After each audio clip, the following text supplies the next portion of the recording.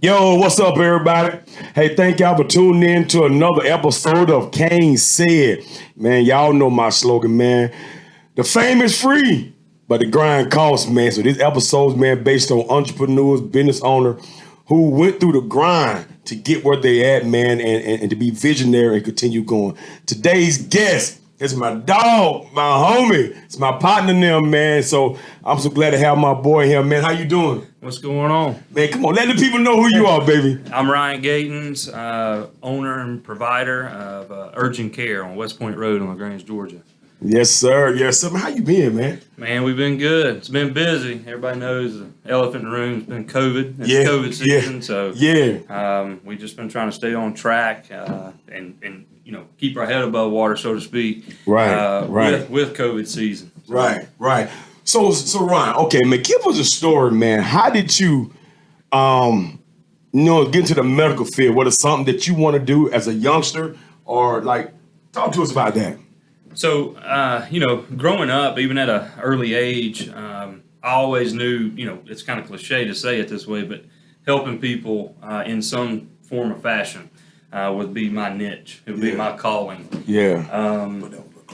I said, when I can remember, like even in elementary school, telling my parents, like, I want to go into medicine. Okay. And so even at that early of an age, I kind of had an idea of my path. Now, and we will get into this, but once getting through school, there were some different directions like I thought I was going to go. Okay. That ended up going different ways. Okay. Originally I said, I was going to go to medical school. And once I got into college and... Now, what college is this? So, out of high school, I went to Mercer University. Okay. I was a baseball player. I Okay. went to Callaway High School, born and raised here in Troup County. But went to Mercer originally. Found out that, books were going to be more important than ball for me. Right. So your first thing was baseball. Oh, yeah. Okay. Okay. I was an athlete. Like I said, I graduated from Callaway High School in 2005. Okay. And that's right before, everybody, the hot topic now is Pete Wiggins. Yeah. That was right before they came in. Okay. However, I was fortunate enough to have some great teachers and great coaches that kind of, put me on a path that guided me the right way. And they were major influencers, on perspective and how I go about my daily routine. I'm with you. Yeah. And you'll hear me say even in business meetings, and my partner Jordan Martinick, who is also from Troup County, played baseball at Troup High, played at LaGrange College. You'll hear us say all the time and relate everything that we do business-wise back to sports. I like that. And that's you and I are buddies, and that's one reason I have a huge appreciation for what you do for youth and how you guide. And so there's a lot of connection there. I guess. Got you. So go hand to hand. But to get back on topic, I went from Mercer. I did come back here to LaGrange, and I completed a double major in chemistry and biology. Okay. Again, my original thought was I'm going to go to med school. Right. What I did, in between there, at some point in there, I kind of realized, I don't want to dedicate the next 8 years of my life to just school. And I kind of wanted to get out there and get going. And nursing had created that platform. It allowed me to pursue that. So what I did from LaGrange College, I actually took a year off to get away from books, and then when I came back, I went to Georgia State and completed it's basically like a fast track nursing program. Okay. And got my BSN. And then when I was in Arkansas the first time, that's where I met my wife now, Cam. Okay. And once I completed Georgia State, we moved back to Arkansas for about 3 years, and I was in the ER there in a trauma center, Baptist Little Rock. Okay. Which is, for people around here, the best way I can describe that is the Grady of Little Rock. And so a lot of my experience was trauma, ER, busy pace, and that kind of thing. And I learned tons through experience and hands-on. And that's when I decided, I wanted to go nurse practitioning route. Okay. And, as far as, I know the concept here is grind. Got through, with at that time, 3 kids, full-time working. Yeah. Fortunately, I had a huge support system with family and my wife. I mean, she's a huge part of this, who is also sports. She played basketball in college. Right. So, again, so she understood that end. Yeah. Most definitely. and so anyway, I went through, full-time college and full-time work, got through that, and there is a special part of this. It actually took me 3 times to pass my boards. Really? Once I got done with school, and when you talk about grind and perseverance, and just sticking to it, and don't let adversity or defeat you. You got to keep getting up and moving. But let me ask you this though. Okay, man. So we're talking about you're taking a test 3 times, right? Any time during that process, you like, dang, is it for me? I think you start to question, like, are you good enough, and I guess prepared enough? And I'll say this: there's a lot of people that question the whole, well, do I need to go to college, or do I have to have a college degree to be somebody in a business world or entrepreneur world? And in some cases, I would say yes, because what that does for someone, number one, it says I can complete something. Okay. Like, you put your mind to something and you see it through graduation. Yep. There's also the other side of that is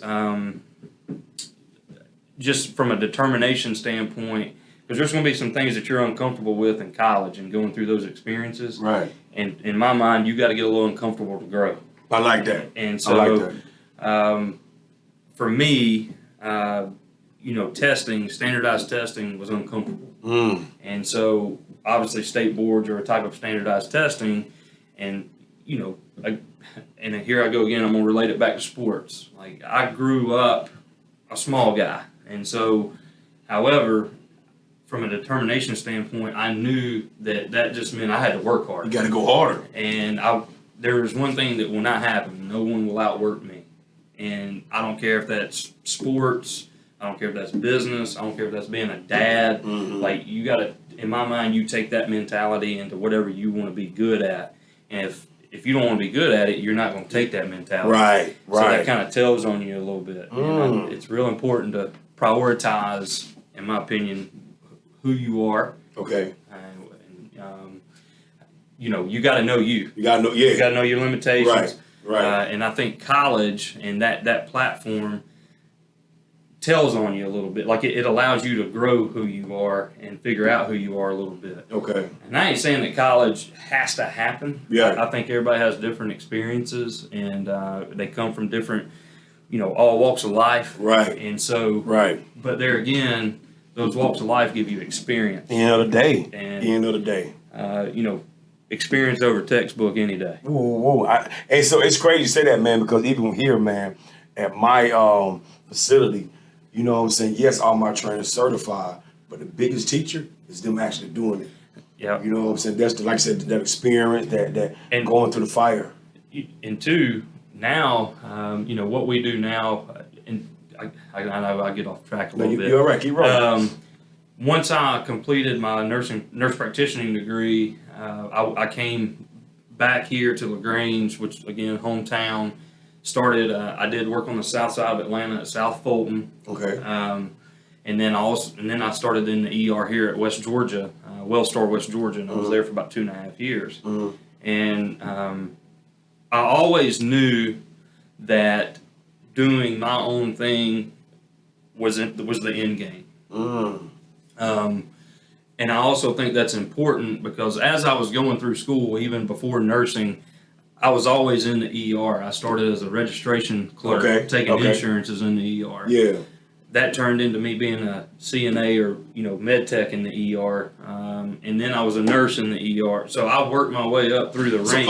Okay. So that was my question. Now was that level to this type deal? And and that's getting back. I think that's important now as provider and partner in what I'm doing now.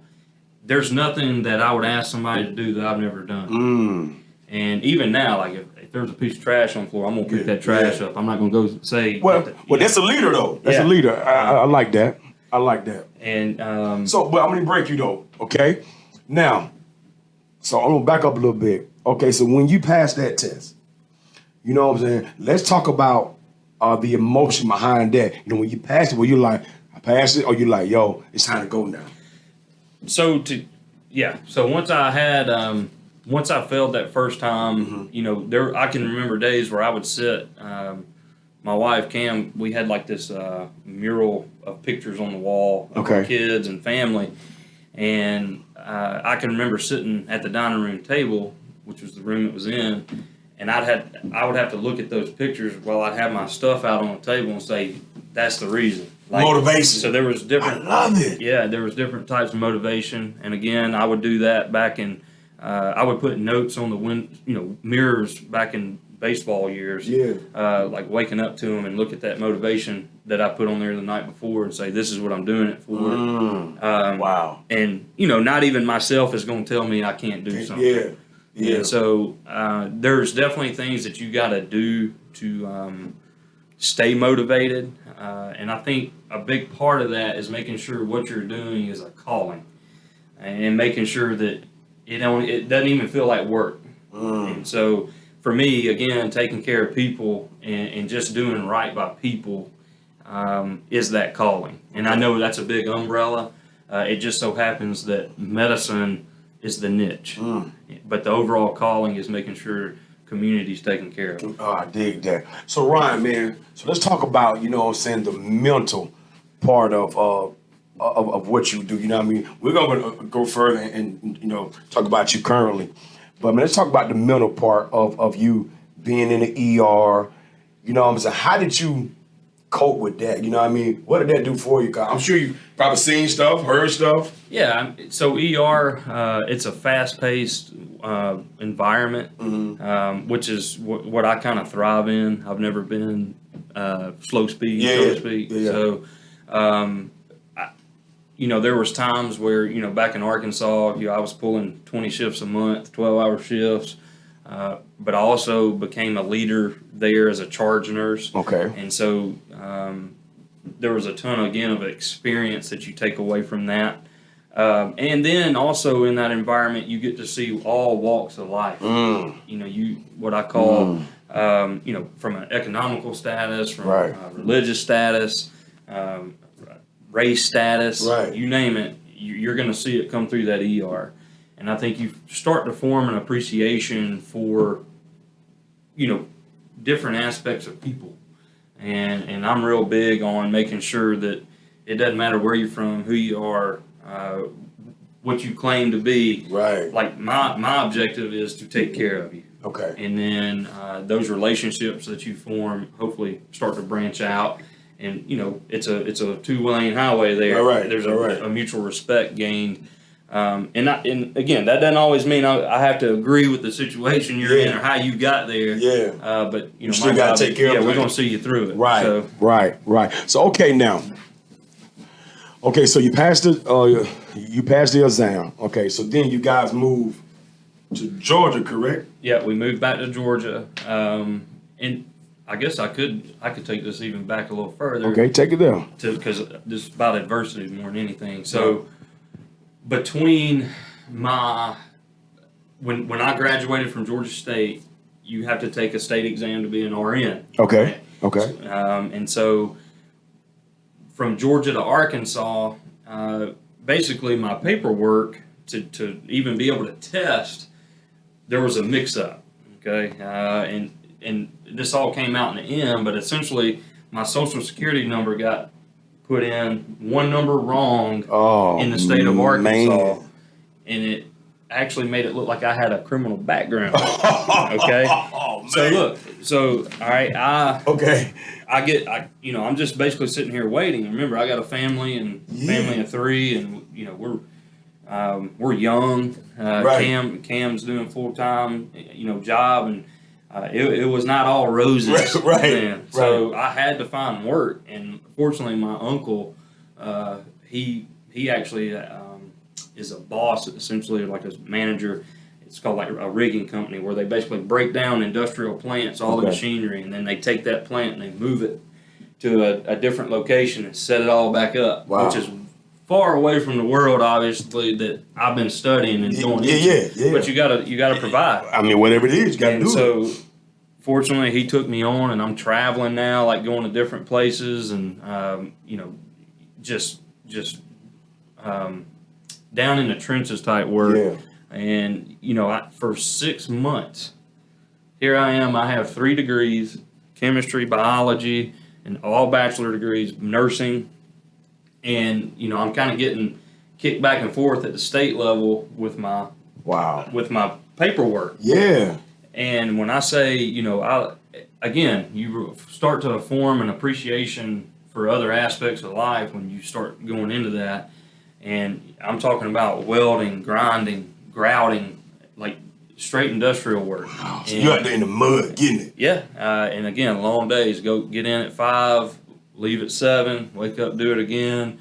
And there came a point in time, probably around month 5.5, where, no joke, I'm going to the porta potty during the day and like dialing the state board, like, what are y'all doing? Yeah. Where y'all at? Yeah. Like, we have a problem. Mm-hmm. And I don't know what's going on. And I can remember, thinking to myself, like, again, here I am with 3 degrees. I'm riding in the back seat of a work truck, and again, nothing wrong with that walk of life. Right. But that is not what I'm. But that wasn't yours. Yeah, that wasn't what I was put here for. Right. And so, there's definitely some adversity and some second thoughts about, like, why is this going on? Why is this happening to me? Right. But you got to see yourself through it. Wow. And so finally I called the state board one day and I said, listen, I don't know what's going on, but I am physically going to come up to your office and it's going to be on. So enough is enough. Yeah. Well, when I made that phone call, I woke up at 5:30 the next morning and I looked on my email and I had my ATI, authorization to test. And sure enough, I went and that was a Wednesday morning, and we lived in Searcy or Rosebud, Arkansas at the time. Yeah. And I found the nearest place to test was Memphis, Tennessee, and I got in my car. And kid you not, I got a flat tire going there. Oh man, stop. And I had to pull over in some podunk, cornfield, fix my tire, and stayed in Memphis in a hotel room. Woke up that Saturday morning, and I went and took that test, and I passed it. No, right? So it's funny, like looking back at things like that, and kind of where you've been, where you came from. Yeah. Thinking like, man, this is tough, but there's always something that's going to be tough. Oh, yeah. You just don't know it's there yet. You just don't know it's there. But boy, so Ryan, listen, man. So you're in the porta potty, thinking about life. Yeah. Saying, listen, I respect everybody who do this, but this ain't mine. Yeah, I mean, and I know this sounds funny, but I can remember reading those guys out there would write poetry on the walls of those porta potties. Yeah. And I'm thinking, man, like this ain't it. Yeah. Like where am I at? Yeah. And how do I need to get to where I'm going? Right. And finally, like I said, I made that last call, and it was kind of like final straw. I said, y'all are gonna have to call the cops. Yeah. Y'all gonna have to call somebody because I'm coming leaving. in there. I'm taking about force. I'm coming. Right. And like I said, it all came out in the wash a couple days later, and they actually called me and apologized. And I said, well, that was 6 months of my life. Right. Not my life, but my family's life. Right. And I said, but thank you. I'm moving on. Okay. And passed the test, and I got a job right away. Now, it's still in Arkansas, correct? Yeah. Okay. Yeah. And that's when I started. Once I took that test and passed, I started in the ER probably about 3 weeks later. Mm-hmm. And like I said, there was an awesome work team there. A lot of experienced nurses, great doctors, and trauma surgeons, that kind of thing. And I learned a lot early on and fast from that experience at Baptist. So, and then once I came back here, and going through the nurse practitioning thing, there was now. How about you remember the year that you came to Georgia? Let's see. We moved back here in 2000. That would have been 2016. Okay. Yeah. Okay. So, 2016, and by now we had 3 kids, and Grady, my youngest, was on the way, and Cam, like I said, even when we got back here, it was still a grind. I went to South Fulton, AMC up there, and again, a different world. It was the first time that I was told, up there, I was the minority. And it was right off Cleveland Avenue. And it was the first time in my life outside of sports where I felt like you were not going to be successful until the group there accepted you. Now, to say it took about 3 weeks, and like I said, I was minority. It was the first time I had been in a room where a patient told me that I couldn't take care of them because I was white. Yeah. Now what did that do for you now? I tell you again, I always try to spin it to a positive, or I try to spin it to where you can learn something from every situation. Right. And so that kind of opened my eyes to what other groups of people may have felt in different situations. I got you. And here I am thinking, what do you mean I can't take it? I got you. Yeah, like I didn't say anything or do anything to do anything wrong. I just walked in the room and it was like, nah, get out. Yeah, so, you gotta go. Yeah, the guy right there. Gotta go. He gotta go. And so, but I think again, you got to form an appreciation for things like that, and don't be open minded and like take it for what it is, and you can learn from those things. And again, try to spin everything to a positive, whether that be learning something from it, taking motivation from it, or main thing is just learning. So, okay, so the first 3 weeks, man, do you recall, I don't know if you do or not, do you recall your first day going in there and realize that, it's a different situation, I gotta handle it different type deal? Again, going back to sports, like I remember when I walked into my first college locker room meeting, again, small guy, I was 5'7", 155 pounds. The next guy to my size was 5'10", 185, a senior second baseman. Everything went up from there.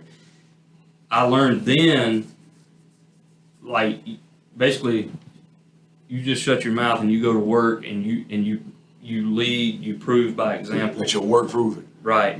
Same deal. Fast forward to this situation. I knew then, like, as long as my work ethic and my respect for others stay consistent, that it'd be okay. Now, timeline, I don't know how long that's going to take, but at some point, we're going to be okay. Yeah. And, I can't reiterate enough, like, just respect people. Like, they're going to treat you how they want to be treated. Right. The golden rule, do unto others as you have do unto you. Yep. That's something I teach my kids, but in that situation, like I said, it took about 3 weeks. I started getting accepted even to a point where, like, I'm getting invited to, like, after work stuff. Hold on, you going to the cookout? Yeah, I'm going Time on, right? You get invited to the cookout? I'm going to the cookout. Let's go. Ryan, you got invited to the cookout. We're going to queue in this thing. Let's go. So, my boy went from a stranger to invite to the queues. And so, but overall, great experience. There were some great people up there. And again, you take advantage. I'm real big on taking advantage of looking at life through other lenses. Yeah. And that was a year of doing that. Right. And so formed an appreciation for it. And then when I came back here, I was able to bring that back to Troup County. Yeah. In LaGrange area. And so again, you always spin a positive on it. What good can you take away from the situation? Right, right. And unfortunately, I was able to experience that. Good deal. All right, Ryan. So now talk to me now, man. So, man, when did you make your mind up to say, "Hey, man, I think I'm ready for some ownership. I think I'm ready to go." Cause it's a big jump. It's a big jump. Yeah, I think so. For me.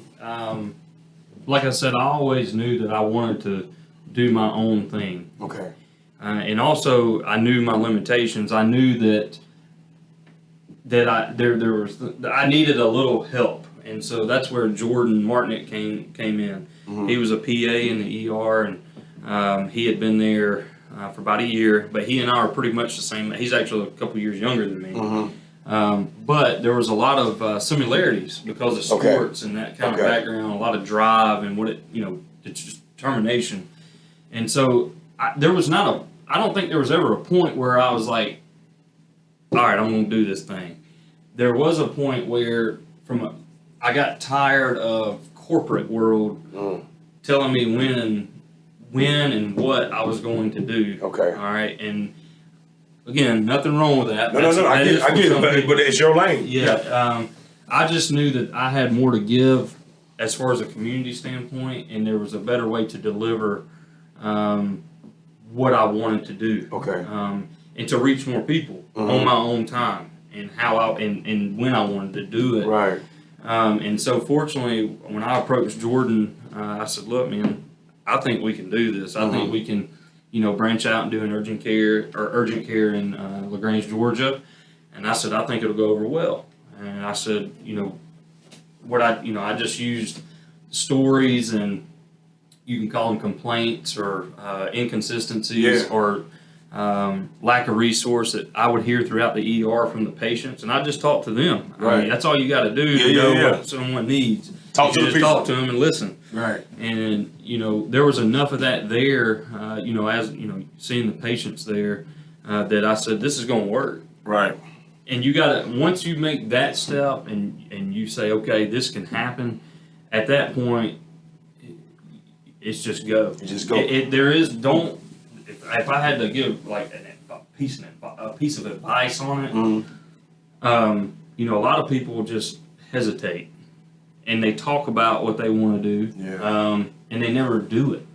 And I'm sure there was 1,000 medical professionals out there who said, "Man, I better this will work here," but they never just did it. Took off. And the only way you're going to get into something like that is just start the process. Yeah.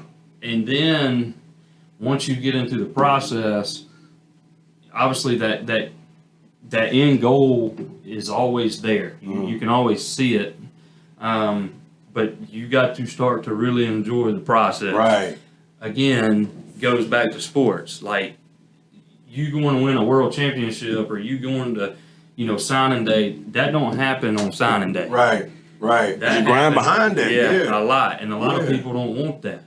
Or they may want the end game, but they don't want the process. And a lot of people, like now, I find it kind of funny because you'll go out in the public and they see, we've had a little success, and we're still trying to grow, and they'll say, man, that's y'all lucky, man. Y'all lucky. No, that's not. You can ask Jordan. That's not luck. There is a lot of blood, sweat, tears, a lot of adversity that you meet, that you got to get through. So Ryan, let me ask you this, man. It's a lot of time when we call entrepreneurship or ownership, a lot of people shy away from, because again, it's about them not knowing, shy away from partnership, you know what I'm saying? But it sounds like it's working for you. Why did you choose, partnership and saying, yo, I think we can team up and do it? You know what I mean? So it goes back to limitations, to my limitations. I'll be the first to say that I never claimed to be a business guru. I did not go to school or I did not train to be business. I trained to be medical and to take care of people. So that's where my niche is. Jordan will also tell you the same thing, but where he's different than me, I think, and we'll agree on this, is I'm more of a visionary. I see that over there. I'm going to go to it no matter what. I don't care what we do to get there. Right. Jordan's the get there.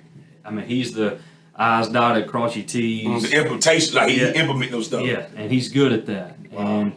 And that's smart. I like that. And two, here in LaGrange, the thing I think we had going for us, we had what I call a lot of face value. We grew up in this community. And so for me, it was a big deal to to provide the service to LaGrange first, because that I'm real big on giving back to where you came from. And you know, that's one of the things I teach my kids, hopefully, and I hope they get that from me. Yeah. But you know, the partnership, there's got to be obviously a lot of trust there. And I knew just by watching Jordan work in the ER and how he treated people and that kind of, like, I knew that we meshed. Yeah. And I also knew sports. Like, I knew that he had a determination. Like, if crap started hitting the fan, he ain't running nowhere. He ain't running. He's gonna face it. Yeah. And we're gonna knock it out. So man, I'm gonna tell you what's crazy though, man. Like, man, I think that's the thing that and I hope the people catch this. That when it comes to partnering, is partner with somebody first of all who got the same belief, same grind as you do, but who do something different. You know what I mean? I think that will make the partnership run when, like you said, both of y'all are go getters. But he's more, like I said, well, I don't know if you use the word detail. He's a little more detailed. You know, you're like, let's go do it. And so you guys play off each other. So that's, man, I like, you know, I'm telling you what's crazy though, man. A lot of people have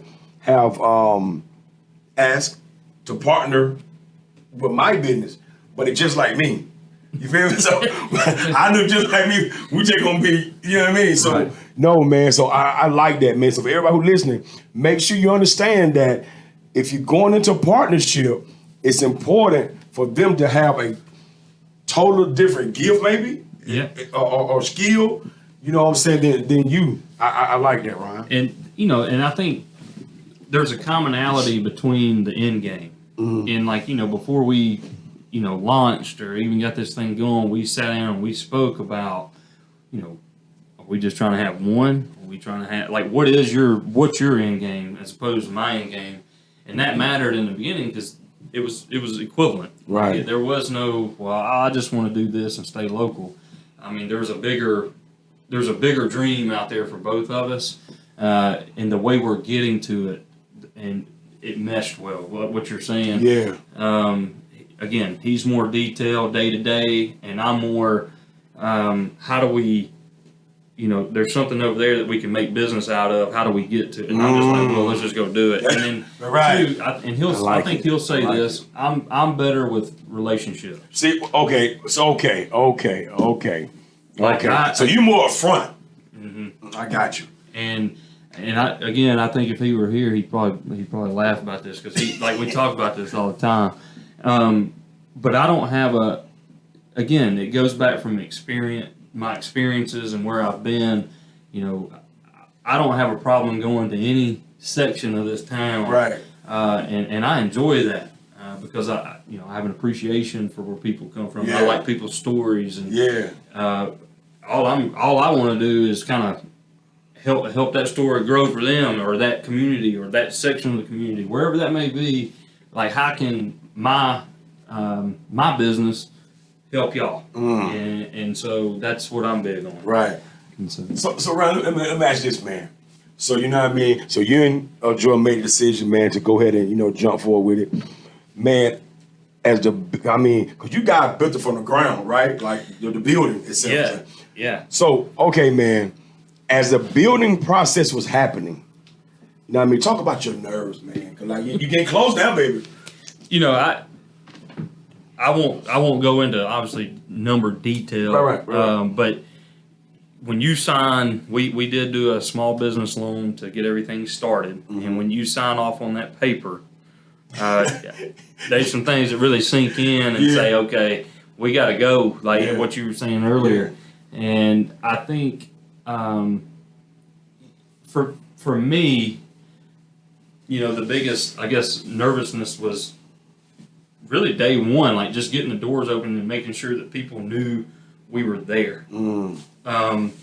Unfortunately, Jordan and I, again, both come from this community, so getting the word out did not seem that difficult. I mean, we had some good support from, he's got a big family, and obviously my family was known, so our days, we started with 10 patients a day, and we were open 7 a.m. to 11 p.m., and I can remember sitting out in the lobby, like, watching the TV in the lobby. Yeah. Thinking, all right, we got to get more in here. I'm in here watching TV right now. And so, but there were some key people and figures in there that helped get us launched. And I think, again, I go back to you got to know what you don't know, okay? And when you figure that out, you got to have resources to figure it out.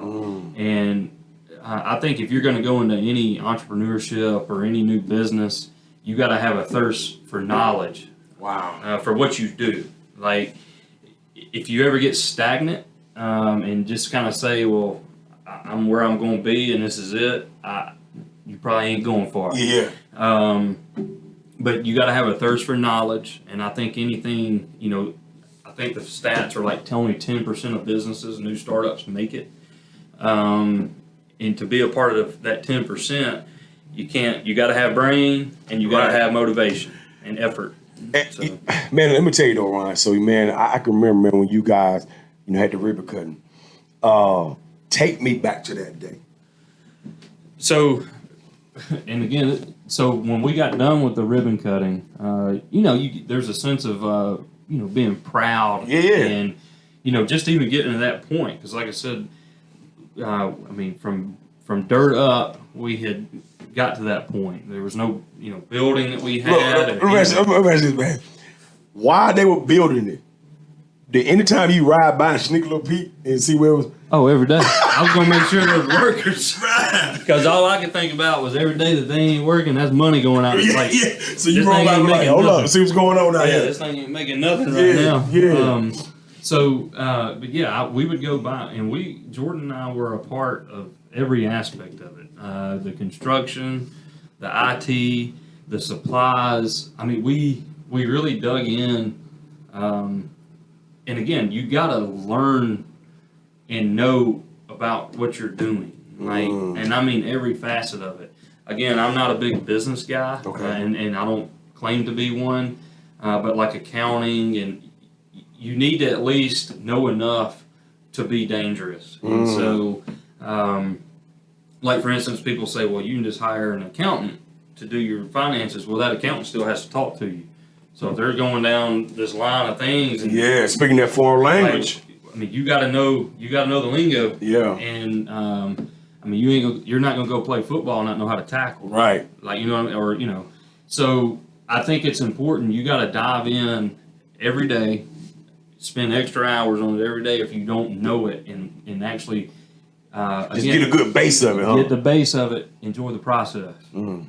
And so that's part of the process. Yeah. Knowing what you're doing. Because I promise you, there's always somebody out there that's going to try to be better than you. There's always somebody out there that's awake when you're awake. Yeah.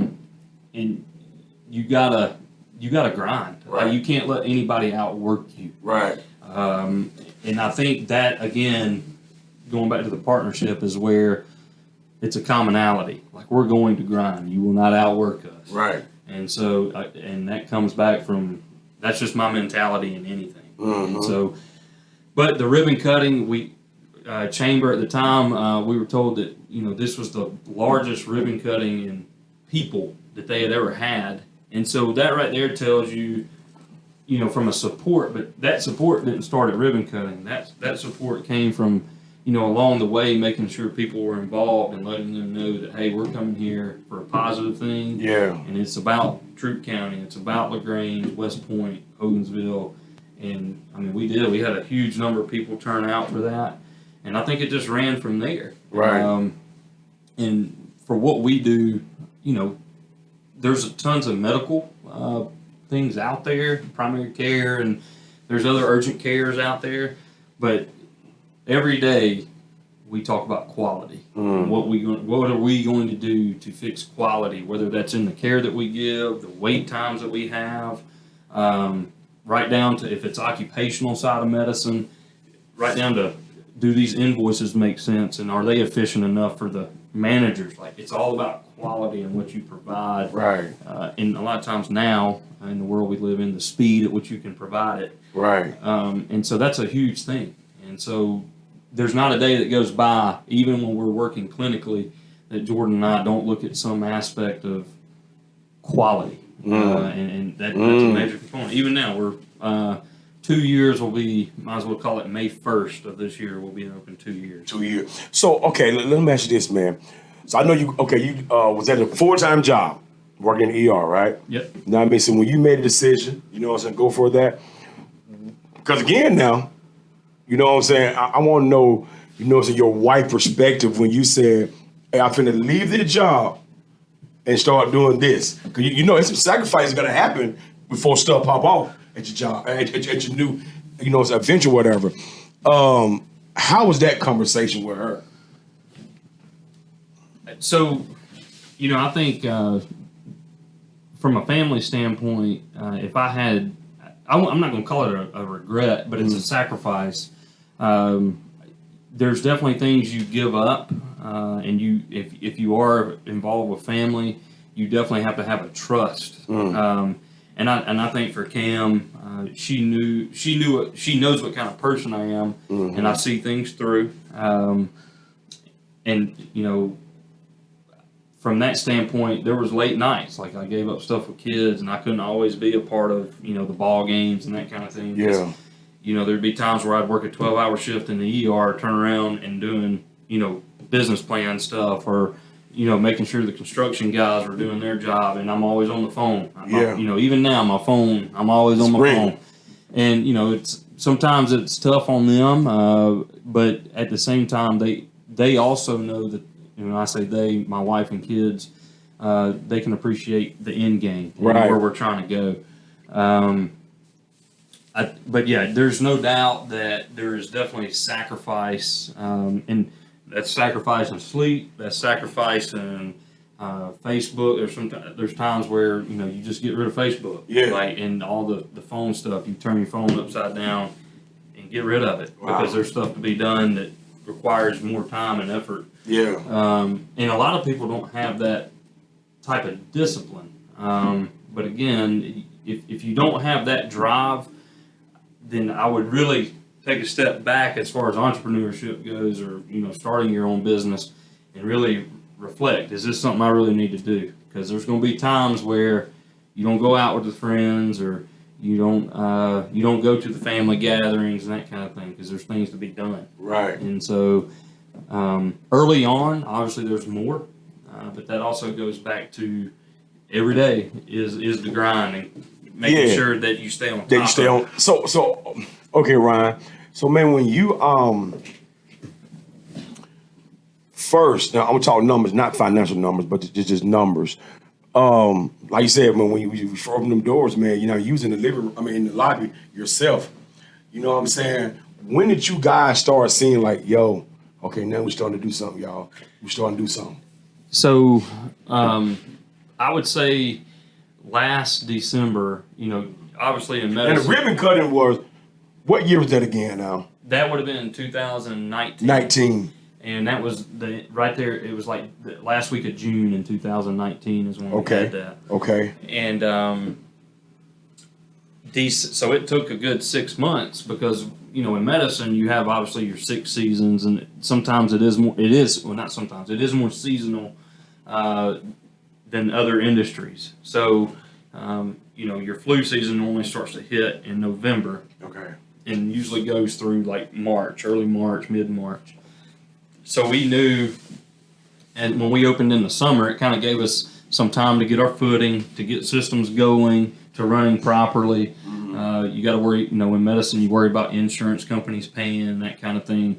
So it gave us time to kind of work out kinks. When we were seeing 10 patients a day. And by the time we hit the flu season, we went from like 10 patients a day and to probably around 40 or 50 a day. And, you know, back then, 50 a day, I mean, that was humping it. We were working. Yeah. And so, you know, now I look back at a 50 a day, and that's a cake day. Wow. And so, you know, we're averaging, you know, somewhere, you know, upward of 120 patients a day right now. Now, a lot of that is, you know, COVID driven. Yeah. But what it allowed us to do, again, find a positive, you know, in a bad time. Yeah, most definitely. What we've done with that is it's allowed us to go out in the occupational world and gain more business that way. It branched out of COVID testing and that kind of thing, but we formed relationships. So you find a way to put a good spin on it. Yeah, most definitely. And make other things work, even though it was born out of COVID. Right. Now there's other, other visions and stuff that we have that we were able to form because of how the people were coming in. Right. And so, but I would say, when I started to notice a difference would have probably been December of last year when we started bringing, more patients to the door. And just focusing on the quality and making sure that, it was, if it could be speedy, it was speedy. Right. But if it was something that deserved more attention, our big thing is let's try to keep them out of the ER. Yeah. And fortunately, our business to this point has had awesome providers. I think the world of Jordan. John Prock is another one. Mm-hmm. He's real big in the pediatric world and just a phenomenal guy in general. Amy Robinson and John Bill, they all come out of that ER world, and they're a huge component as far as the quality goes and what we do. They're very knowledgeable. And my thing is, when I go out and look for providers, I don't just try to find, these awesome clinicians. I want good people that can sit down and, if somebody's feeling low, that they can actually talk to this person and, be a resource for them, whatever that may be. And so that's a big component of what we do and how we try to provide care for people. And then the staff, I can't tell you how blessed we are to have a motivated staff. Because I tell you, the last few months have been tough. Right.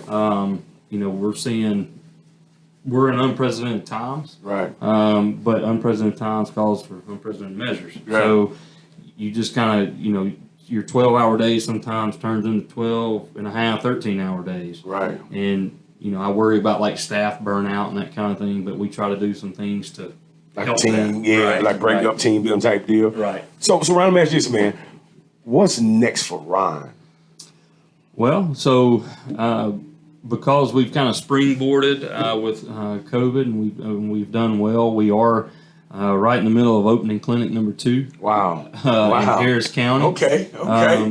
It'll be in Hamilton. Projected opening is mid-February to March 1st.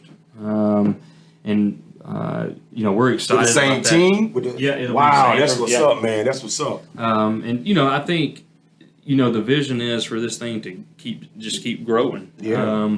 And I think with what we've learned so much from Clinic 1, some of the do's and don'ts and some of the things to watch out for.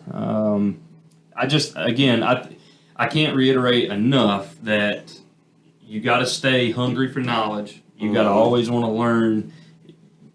It's just like a sport. I mean, the day you think that you're on top, somebody's about to catch you. Somebody's about to catch you. Like, because you've now become, you're content. Yeah. And once you become content, you're lazy. Right. I like and that. so I like that. I think that, we're hungry for more. When I say we, Jordan and I, we got a good thing going. And it's just a matter of making sure, we stay on top because somebody's always trying to come take the top. Right, always. So okay, now, since you guys are in the ownership role, now do you guys still do the medical part of it, like see the patients, or is that like I said, absolutely. I think I'm huge on. I'm not going to ask somebody to do what I wouldn't do. Right. Yeah. I mean, So I'm gonna. We still do clinical shifts. And on the days we're not doing clinical shifts, we're doing administrative stuff. And whether that's making sure Clinic 2's up and it's progressing like it should, or we're in there doing the day-to-day activities that are required for here in LaGrange. Also, here lately, what I've done. I've joined troop leadership from the Chamber of Commerce. And again, it's all about networking and forming relationships. And I can't, again, take care of people and they'll take care of you. And that's another point I probably hadn't said. Like, you can't ever make, in my opinion, it's always going to be about making money. Like that's. You gotta pay bills. Yeah, you gotta pay bills. You got to do that. But I think you got to take a perspective of don't make it about the money. You got to make it about the calling, make it about your passion, and then the money's going to take care of itself. The money gonna follow. And so, in most people, you can tell if they really have a passion about what they do or not. Right. If they're just going in there doing, doing the day-to-day routine, and there's no, they're not smiling about it. Right. They're not enthusiastic about it. You could probably ask all my staff, like the days they work with me, I'm the one in the morning that I'm the hoorah guy. Right, you know what I mean? Like, we're going to get with us the end of the day. Yeah. And so I think that's important. Just, you got to stay positive. Even when things are kind of dark in the background, when it's up front and you got your face on, you wear it well. Right. And, for us, we always say don't ever walk into a patient's room with baggage. It's always smiling faces and making sure that we're providing quality care. And it's good you say that, man, because like during our staff meetings, man, there's one thing that I tell my staff is every hour is a new client, so you can't look buzzard on client B. You feel me? And Right. be turned up for client A. Like Right. you got to be, like I said, you got to be that hoorah person. You got to be excited because they need you that hour. Right. You know what I mean? So that's good stuff. So Ryan, in terms of community, man, I know in the past you not talk about, what I'm saying, you want to do things in the community, man. Talk about that a little bit about, So, we do. There's some things that I don't really, I guess, put out on Front Street, so to speak. Right. But there's some organizations around town that I think highly of. Get Fed and Anthony Talley and those guys I think a lot of. Shouts out to Anthony. Yeah. And we think, if there's certain families that may be in need, we'll kind of step in that way, and help where we can.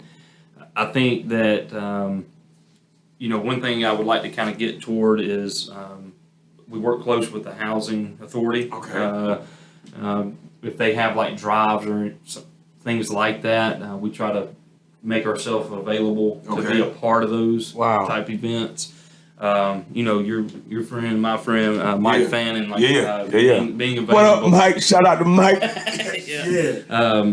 Haircut for kids, things like that. And then too, because we're from the community, we're real big in the sporting world and the high schools around here. We try to provide services for those schools, and that kind of thing, whether it be like physicals and all sorts of arenas, and just be available for when they need something health related. Right. I think that's huge. And then I have 4 kids that are coming up through the recreational department and coming through these schools, and so it's a big concept for me to remain involved in the community. Give back where you can, and my biggest thing is when people think LaGrange, I want them to think UrgenCare. I don't, or there's got to be a connotation there, a parallel. I know this is like big dreams, but like right now they may think West Georgia, but I want to get to a point when they say LaGrange, Georgia, it's automatic UrgenCare. Yeah. And wherever we go, that's where I want it to be. And I think that again, that vision is the same in our group, whoever's with us. And I think right now, like I said, hopefully we can maintain it and keep driving toward that goal. I like that. So, okay, Ryan, man, if you had one thing to leave, what I'm saying, to everybody who's tuning in, who's going to tune in terms of entrepreneurship, in terms of business, what would be that last advice you're giving?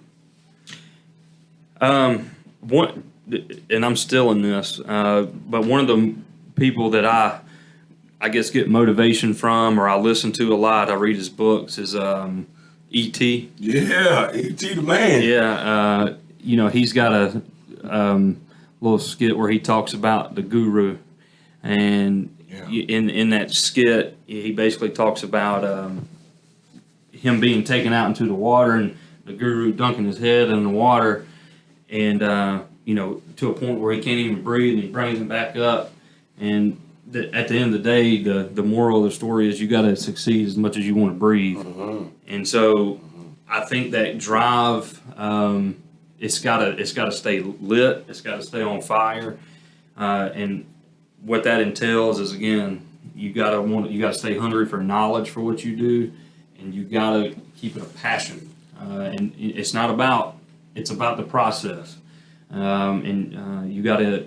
I don't say you don't have to enjoy the process, but you got to learn to love it. Right. As a relationship to the process. Right. And you don't always love your relationships all the time, but you got to respect them and never be content. If growth is what you're going after, never become stagnant. There's always something that you don't know. If I have a competitor in what I'm doing, I want to know what how could my competitor beat me? And I think knowing that, if you know it before they do, you're putting yourself in a pretty good position. Yeah. And so, again, that just goes back to knowledge and staying hungry and always on the lookout. I was on the lookout. Man, that's what's up. I call it just, there is a sense of paranoia that goes along with that, but it's it's a healthy paranoia. Yeah. But keep on your toes, though. Like you said, keep on your toes. Yeah. Wow. Ryan, man, I sure appreciate you coming through, big dog, man. Just, you know what I'm saying? Telling your story, man. It's a great story, man. And to watch you do it, like I said, I was down there Ribbon Day, man. I enjoyed every bit of it. I like those little sandwiches joints y'all had, too. Yeah. I don't know who catered them joints, but let them know I like them. No, before we get off, I was going to say, man, I appreciate what you do. There's tons of, I can't even tell you how many kids you've reached out to at all levels of athletics, and not just athletics, but what you represent, what you teach outside of, agility. Those things go way beyond fields and lines. Right. And so, you just keep doing what you're doing. Man, appreciate it, big dog. Appreciate it, man. My boy, appreciate you, man. Thank y'all. Yes, hey, everybody, thank y'all for tuning in. Y'all know my slogan, man. Fame is free, but the grind costs, baby. Zip them up.